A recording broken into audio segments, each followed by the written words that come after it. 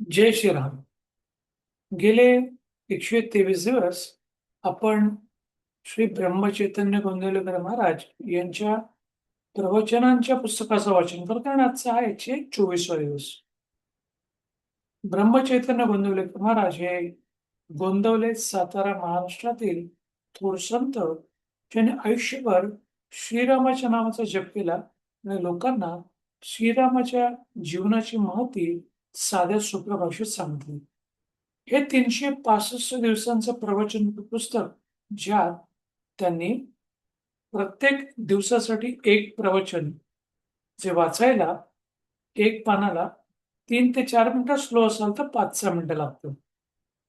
या संपूर्ण प्रवचन रूपी पुस्तकात त्यांनी खरे संत कोण, संत कसे ओळखावे, संतांकडे गेल्यावरती आपण काय बोलावं, कसं बोलावं, आपली आध्यात्मिक प्रगती कशी करून घ्यावी, नाम नामस्मरण किती महत्वाचं आहे, नाम म्हणजे काय, नाम कुणी घ्यावं, कधी घ्यावं, कुठे घ्यावं, कसं घ्यावं, काय घ्यावं, या संदर्भातल्या सगळ्या गोष्टी त्यांनी या प्रवचन पुस्तकात आपल्याला शेअर केलेल्या आहेत. आणि आजचा हे 124व्या दिवसाचं आपण वाचन करूया, ज्याचं शीर्षक आहे निश्चयपूर्वक नामस्मरण आणि चित्तशुद्धी. मला अजून अमुक करायचे ही कल्पना सोडून द्यावी. आता मी परमेश्वराचा झालो आहे. आता मला काही करायचे राहिले नाही, अशी मनाची स्थिती झाली पाहिजे. हे परमेश्वरा, आता तुझ्याकरताच मी जगेन. तुझ्या नामस्मरणाशिवाय मला काही कर्तव्य उरले नाही, असा निश्चय केला तरच मनाला समाधान झालेच पाहिजे. नामस्मरण होत नाही कारण वयामुळे मन थकले, हे म्हणणे बरोबर नाही.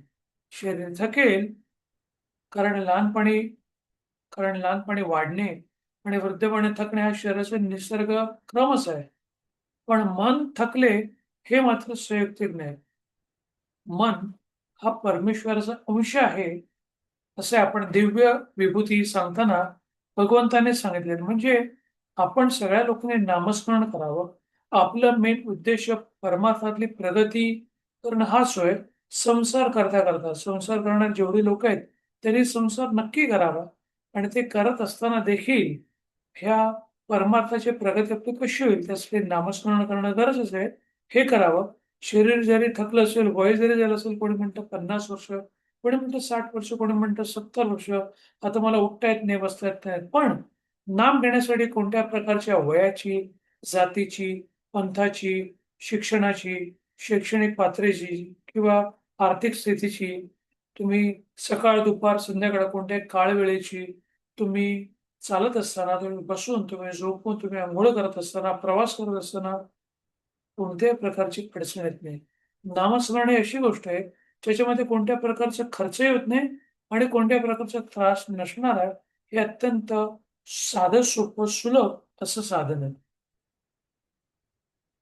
मनाची अत्यंत क्षीणतेची अवस्था म्हणजे मृत्यू समयची. परंतु त्या समयी माझे स्मरण ठेवा असे भगवंताने सांगितले असताना त्यापूर्वी केव्हाही मन थकले आणि स्मरण करू शकत नाही असे होणे शक्यच नाही. म्हणजे आपण फक्त आणि फक्त कारण देऊ शकतो की मला नामस्मरण करता येत नाही, पण नामस्मरण अगदी शेवटच्या क्षणापर्यंत करता येतं. जसं महात्मा गांधींनी शेवटच्या क्षणी सुद्धा मरायच्या वेळेला हे राम म्हटलं होतं. आणि अशा प्रकारची लोक फार कमी असतात. फार कमी अशी पुण्यवान लोक असतात ज्यांच्या मरणाच्या शेवटच्या क्षणी देखील मुखामध्ये त्याचं नाव येतं. पूर्वी 6-6 तास बसून जप केलेला असेल तितका आता होत नसेल तितके बसवणार नाही. मध्ये मध्ये झोप लागत असेल हे मान्य आहे, पण स्मरण राहू शकत नाही असे नाही होणार.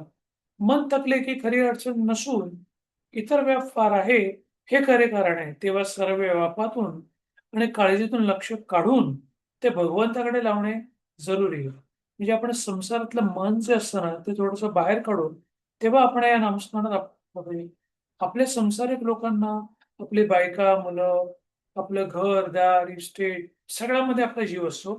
पण ते करत असताना काही क्षण, 5 मिनिटं, 10 मिनिटं, 1 तास, 2 तास माळ जपताना आपण त्याच्यात लक्ष काढून घेतलं पाहिजे. सर्व व्यापून काळजीतून लक्ष काढून घेणे हे भगवंताकडे लावणे जरुरी आहे. पैसा अडका प्रपंचातल्या सर्व गोष्टी त्यांचा मनाने त्याग करावा. असा त्याग केला तर खरे भाग निश्चित होतो, हे मी खात्रीने सांगेन आणि सगळे संत हेच सांगतात.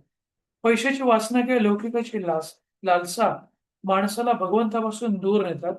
त्यांच्या तावडीत सापडता कामा नये. लोकेशणा आणि धनेश या दोन्ही गोष्टींचा संबंध प्रपंचात वावरत असताना येणारच. तो टाळटाळणे कठीण आहे. पण ज्याला भगवंताचे प्रेम पाहिजे त्याने त्यांचा गुणधर्म ओळखून त्यांना वापरावे आणि म्हणजेच त्यांच्यापासून उत्पन्न होणारे दोष त्याला बांधणार नाहीत. म्हणजे पैसा कमवावा पण त्या पैशामध्ये गुरफटून राहू नये. संसार करावा पण त्यात नुसतं त्यात गुरफटून राहू नये.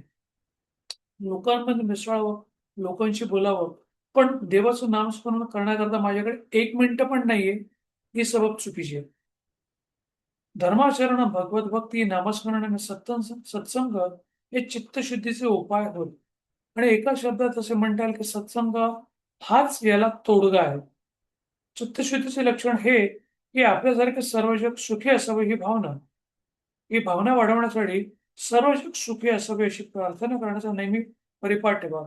म्हणून ज्ञानेश्वर माऊलींनी म्हटलेलं आहे पसायदान की संपूर्ण जगासाठी त्यांनी पसायदान लिहिलं. म्हणजे सगळ्या जगाचं कल्याण व्हावं अशी त्यांची इच्छा आहे. असे भरपूर संत आहेत ज्यांनी संपूर्ण जगासाठी काही काही मागितलेलं. ही भावना वाढवण्यासाठी सर्व जग सुखी असावे ही प्रार्थना करण्याचा नेहमी परिपाठ ठेवावा. म्हणजे हळूहळू भगवत कृपेने साधेल. अभिमान हा मात्र चित्तशुद्धीत बिघाड करणारा आहे आणि तो केव्हा डोके वर काढील आणि घात करेल याचा पत्ता लागणार नाही. पण भगवंताच्या स्मरणामध्ये अभिमानाचे स्मरण आहे. आपण अभिमानाचं मरण आहे. म्हणून आपण भगवंताचे स्मरण अखंड टिकवूयात आणि आनंदाने राहूयात. अभिमान किंवा आपला जो इगो, अहंकार हा जो असतो, हा घालवण्याचा सगळ्यात सोपा उपाय म्हणजे नामस्मरण करणे. नामस्मरण केलं की आपल्याला भगवंताचं स्मरण झालं की त्याचा अखंड आनंद आपल्याला मिळतो आणि त्या आनंदामध्येच आपण राहिल्याने आपल्याला इगो हा येणारच नाही. शेवटचं वाक्य, नामाशिवाय जगात दुसरं सत्य नाही, अशी दृढ कल्पना करावी. आता या 124व्या प्रवचनात त्यांनी हेच सांगितलं की निश्चयपूर्वक नामस्मरण करावे आणि चित्तशुद्धी ठेवावी, जेणेकरून आपल्यासोबतच सगळ्या जगाला सुखी देवाने करावा, सुखी ठेवावं अशी इच्छा आपण मनात ठेवली, आपलं मन स्वच्छ ठेवलं की बऱ्याचशा गोष्टी सुलभ होतात. आता आपण 11 श्रीरामाच्या नामाचा जप करूया. श्रीराम श्रीराम श्रीराम श्रीराम श्रीराम श्रीराम श्रीराम श्रीराम श्रीराम श्रीराम श्रीराम श्रीराम श्रीराम श्रीराम. धन्यवाद. हे 124व्या दिवसाचं प्रवचनरूपी वाचन जे झालं त्याचं तुम्ही श्रवण केलं तर तुमचे धन्यवाद. तुमचा उर्वरित दिवस हा असाच आनंदाचा, सुखाचा आणि आरोग्यपूर्ण जावं हीच त्या श्रीरामचरणी इच्छा व्यक्त करतो आणि इथं सांगतो. जय श्रीराम, जय श्रीराम, जय श्रीराम, जय श्रीराम, जय श्रीराम.